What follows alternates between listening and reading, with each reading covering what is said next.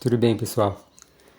Em diversos vídeos me perguntaram qual a diferença entre psicopata e sociopata. A primeira pergunta, eu me lembro bem, ela veio de um vídeo que estava falando sobre o caso do Johnny Depp e a Amber Heard, que já são no total 8 vídeos sobre o assunto e confesso que estou até ficando estafado quanto a isso. Um pouco de saco cheio, mas é que o pessoal está me pedindo e eu aproveito para até mesmo trazer informações novas sobre psicologia como um todo, sobre filosofia e sobre psicologia social. E nessa pergunta estava contida uma crítica, porque eu falo algo como psicopatas ou sociopatas. E a pessoa ficou muito incomodada de eu ter usado o termo ou, porque segundo ela, psicopatia e sociopatia são a mesma coisa. Quando eu estava pensando na resposta, porque eu sempre penso bastante em como responder em um formato de vídeo e áudio, para a internet, já veio outra pessoa dizendo que não tem nada disso de ser igual, que a origem dos termos são diferentes, enfim. Aí fica essa briguinha, tem diferença ou não? E até mesmo nesse meio tempo, ao confabular com um colega sobre o ocorrido, o mesmo pendeu para um lado que não considero muito correto. Eu devo dizer que, em primeiro lugar, este colega nunca atuou como psicólogo desde a nossa formação, mas sim em outras áreas profissionais diversas.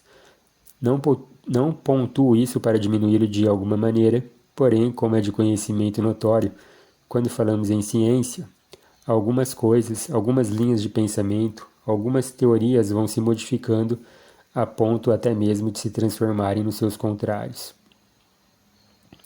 É preciso então, por parte dos profissionais, uma atualização constante, seja frequentando palestras, simpósios, seminários ou até mesmo de maneira autodidata, o que precisa de mais rigor e curiosidade inesgotável. Vejamos um exemplo. Antigamente, quando se ia a um médico, logo vinha a recomendação: procure um bem antigo, o mais velhinho, que ele já tem bastante experiência e vai te ajudar melhor. Não é o que eu ouço hoje em dia. Hoje em dia eu ouço assim: pega o mais novo, porque o mais novo está mais atualizado. De tanto que as coisas mudaram, né? Eu geralmente, como sou do contra, já pego um nem tão novo nem tão velho, de modo que eu possa usufruir lá da experiência e dos estudos mais novos do sujeito. Porque você veja um exemplo de como as coisas mudam. Aliás, o que eu estou falando aqui nesse começo, e é preciso saber dessas questões introdutórias, primeiro para responder a questão, que não é tão simples quanto parece, são conceitos que estão muito na moda, principalmente nesses últimos anos aí, mesmo que vocês não tenham percebido. Então vocês precisam ter bem claro na cabeça de vocês a resposta das seguintes perguntas: o que é verdade científica ou consenso científico? Notem que não utilizo ou aqui como a moça lá me perguntou. Não é ou de ou isso ou aquilo, mas ou de tanto faz a terminologia que você usa. Verdade científica ou consenso científico querem dizer a mesmíssima coisa. Então essa é uma pergunta, repito, o que é verdade ou consenso científico? Segunda questão, o que é teoria científica? Terceiro, qual é a teoria científica mais aceita ou qual é a teoria da moda? Aí vem os exemplos de cada uma e uso desse recurso para que vocês compreendam bem. Sobre verdade científica. 2 mais 2 é igual a 4. Essa é uma verdade. Por quê? Porque não tem contestação, porque você pode reproduzir a questão à vontade. Você pode pegar 2 lápis e juntar mais 2 lápis que você vai terminar com 4 lápis.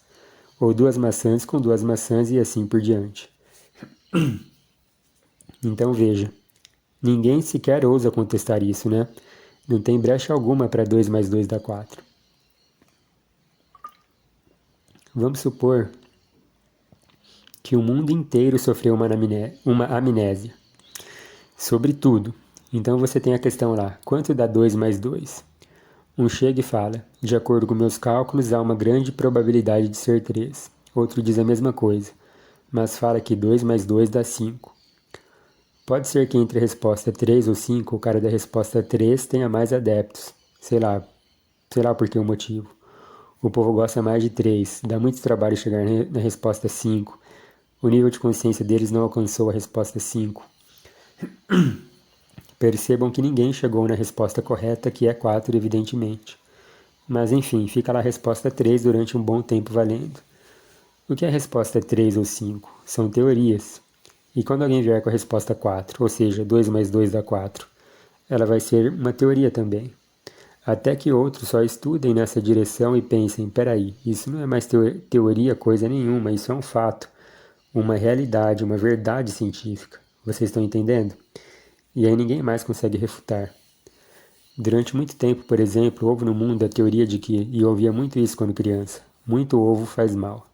E por que muito ovo faz mal? Ah, por causa do colesterol. Todo médico falava a mesma coisa. Só que recentemente, acho que no começo dos anos 2000, eu comecei a ouvir coisas como existe colesterol bom e ruim. Porque antes, você só tinha a ideia de que você não tinha que ter colesterol algum. Colesterol só é vilão e ponto final. Mas aí estudaram mais, a ciência avançou e pronto. Não, o ovo fornece colesterol bom. Aí evoluíram mais um pouquinho e agora dizem o ovo é um superalimento. Então o vilão deixou de ser vilão para ser maravilhoso. E quem dizia que o ovo era vilão, senão a própria classe que se arroga no direito de falar em nome da ciência? Ou classes, né? Médicos e cientistas. Então o que a gente tinha na verdade era uma teoria de que o ovo fazia mal, que depois foi confrontada com a teoria que faz bem, e pesando os prós e os contras, eles chegaram a uma conclusão. Estão entendendo que é teoria? E é aí que a gente entra na terceira questão que eu havia colocado, que é: qual teoria científica é mais aceita ou está mais na moda? Eu acho que vou até me ater no exemplo do ovo e dos números, porque isso aí se tornou quase que torcida de futebol ou torcida política. As pessoas se ofendem num nível indescritível. Nunca vi isso aí, mas enfim, o mundo está assim mesmo. Mas voltando na teoria do ovo, quando é que foi que surgiu a teoria que o ovo faz bem? Bom, foi depois da teoria de que o ovo faz mal? Às vezes podem ter surgido ao mesmo tempo, inclusive. Para algo entrar na moda, e a gente pode até levar para a questão do vestuário também, traçando um paralelo, precisa de uma certa cumplicidade. Cumplicidade com o meio-campo, com a média ou mídia. São palavras que têm a mesma origem. Então, sei lá, pode ser que as teorias surgiram ao mesmo tempo sim, mas se só uma é divulgada em uma espécie de lobby, estão entendendo? Se é o que aparece nos jornais, nas revistas, na internet, às vezes só os cientistas que dizem que faziam mal iam ser entrevistados, os caras do outro lado nunca iam. Às vezes a emissora ganha uma grana por fora lá para chamar o tal cientista da teoria tal, percebem? Isso também acontece. Então de tudo isso que fica, que nem sempre a teoria da moda é a correta, é a que com o tempo vai se mostrar como verdade científica. E o pior é que às vezes é só a teoria da moda mais aceita, mas ela ainda não atingiu o status de verdade científica. E o povo está tratando como se fosse. Você vê nessa questão que eu falei que o mundo todo passou nos últimos anos. Eu tenho medo de falar o nome aqui porque dizem que tem até censura. Ora, tinha gente que tentava interditar uma discussão até entre a classe científica mesmo, dizendo: cala a boca, isso é a ciência. Ora essa, e o que o senhor Zé Mané sabe? Para quem quiser saber minha opinião sobre esse tipo de ignorância, veja veja o vídeo que eu publiquei no dia 10/5 desse ano de 22 sobre o caso do Johnny Depp. Então eram só teorias e, sei lá, pegava tema de nome X, aí falavam assim, para resolver o tema X você tem que fazer um. Aí alguém falava, tem certeza? E era respondido, cala a boca, é a ciência. Aí depois vinham na maior cara de pau, tem que fazer dois para resolver o tema X. Mas será que não é melhor? Cala a boca, é a ciência. E assim sucessivamente, sempre no faça isso e cala a boca, depois não é mais aquilo e é isso e cala a boca e por aí vai.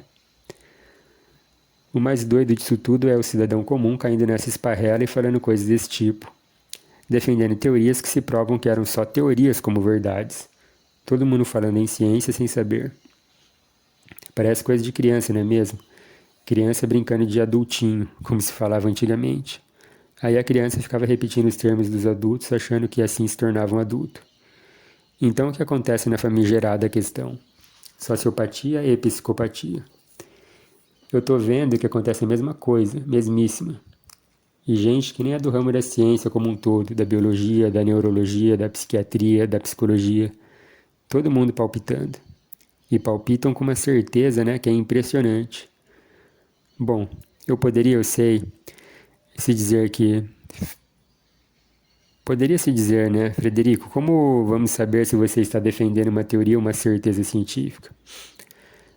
Olha, se eu quisesse enganar vocês ou me fazer de gostosão, eu nem levantaria tudo isso. Então, eu quero acostumar o meu público a duvidar e a pesquisar.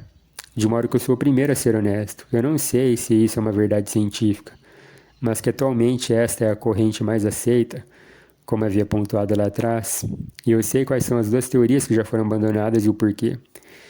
E como reforço, adicional da minha teoria, eu conto no meu time, por exemplo, com duas pessoas de peso, que são simplesmente as duas maiores autoridades do país quando se fala em psicopatia, que são a doutora Ana Beatriz Barbosa e o Dr. Guido Palomba. Aí é aquilo, eu vou desagradar muita gente, porque como falei, eles se apegam a quase como se fosse uma torcida de futebol, como uma grande paixão no que acreditam. E eu sei que lá vem o hater, mas lá vai.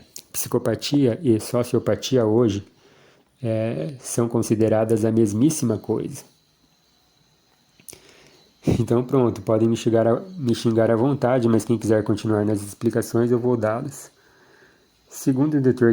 Guido Palomba, toda essa questão de psicopatia ou sociopatia foi conduzida desde 1923. E nessa data o termo oficial passou a ser psicopatia, ou seja, uma doença psicológica, como uma depressão, ansiedade, etc. Depois foram sendo criados ramos de estudo. Também pudera, como eu sempre falo, a psicologia trata de questões biopsicossociais, e já fiz várias críticas aqui de psicólogos só darem importância para as questões psicológicas, ignorando as biológicas e muito pouco tentando explicar as condições sociológicas. Bom, um dos ramos de estudo da psicopatia passou a estudar as condições neurológicas. Então se descobriu lá que havia uma área do cérebro dessas pessoas que era defeituosa. A área do cérebro que é responsável pela empatia, ou seja, a capacidade de você se colocar no lugar das outras pessoas, ter amor, compaixão, etc. Até hoje isso é aceito. Eles não têm isso aí, os psicopatas. Mas muito bem. Continuou-se a usar o termo psicopatia. Ninguém falava isso de sociopatia. Aí que, só bem depois, um outro ramo de estudiosos começou a investigar a questão da criação do meio desses psicopatas notórios. O que tinha de comum entre eles, desses crimes hediondos, por assim dizer, crimes cruéis, porque nem todo psicopata vai cometer crime cruel, matar, esquartejar, como vemos em filmes por aí. Bom, então foi descoberto que essas pessoas já foram criadas em ambientes frios, negligentes, de pouco amor e muita violência, abuso físico, psicológico, emocional, etc. Então eles concluíram isso aí. Olha, tem muito mais a ver com condições sociais do que neurológicas e psicológicas. Logo, preferimos chamar de sociopatia. Então, não tem nada a ver com o que o senso comum diz aí de o grave é a psicopatia, o leve é a sociopatia, ou o cara que comete pequenas falcatruas. Aliás, percebam que o outro lado já fala o contrário disso. Olha, o sociopata é o pior, o psicopata que não. Então, no fim das contas, o que há é uma tentativa de classificação do grau de periculosidade, por assim dizer, para a mesma coisa. Então, como se tenta classificar, se dá nomes diferentes. Só que chega depois ainda um novo ramo que diz, olha, não importa essa discussão de vocês aí, porque todo psicopata ou sociopata tem a areazinha defeituosa no cérebro, nasceram assim, então tanto faz se você chama de psicopata ou sociopata, vai da preferência de vocês, porque é a mesma coisa, é irrelevante. Bom, nem precisa dizer que é do lado desse time, entre aspas, que eu fico. Para mim, na realidade, eu vejo que tem psicopata com cultura e outros sem. Uns com certos privilégios e outros sem.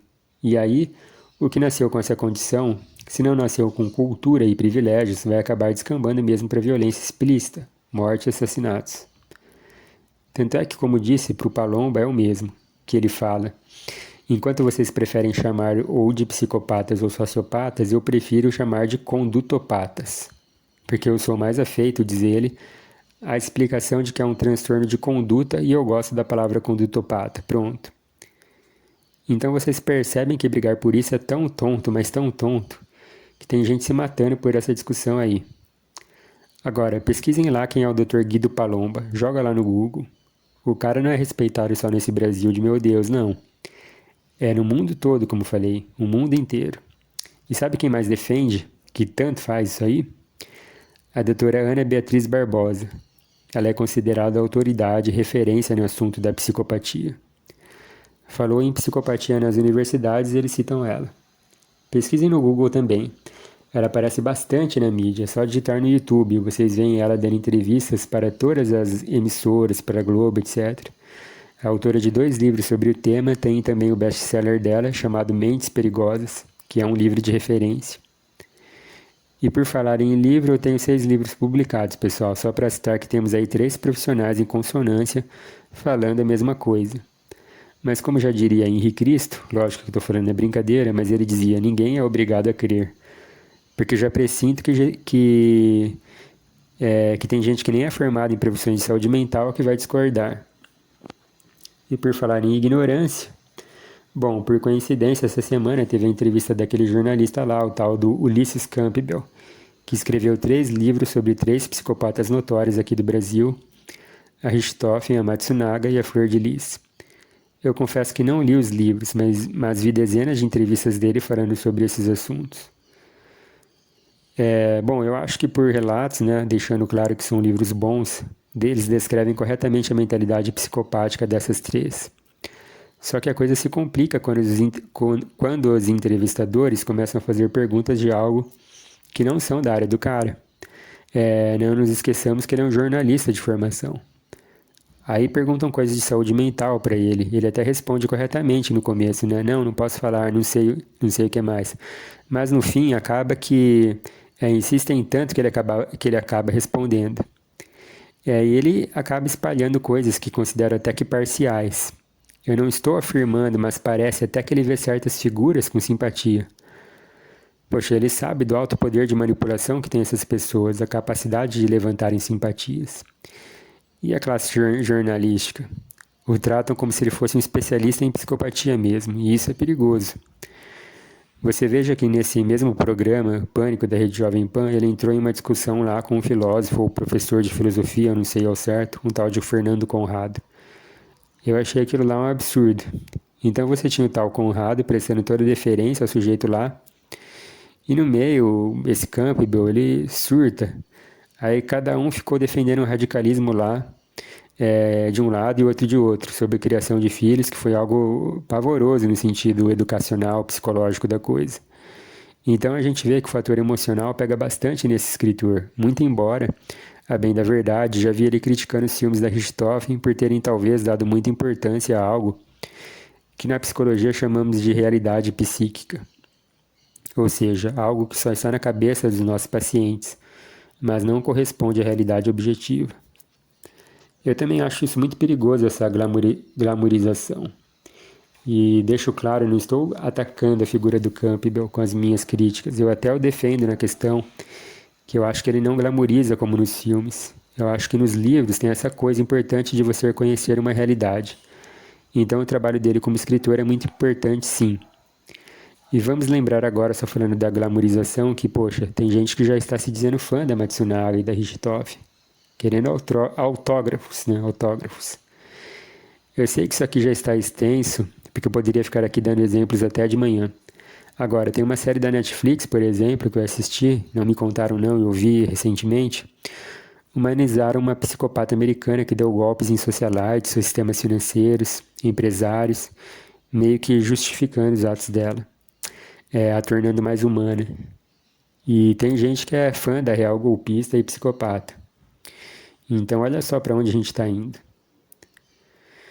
Bom, vamos encerrar por aqui. Pergunta respondida. Fica a dica dos livros sobre psicopatia, da doutora Ana Beatriz Barbosa, Mentes Perigosas. Ela é psiquiatra, falando sobre a doença do ponto de vista médico da psiquiatria. E tem os 3 livros do Campbell. Se quiserem saber da vida de psicopatas brasileiras, livro de jornalista, né, lembrando. Mas vale só como relato mesmo da vida dessas pessoas. Então é isso, muito obrigado pessoal e até a próxima.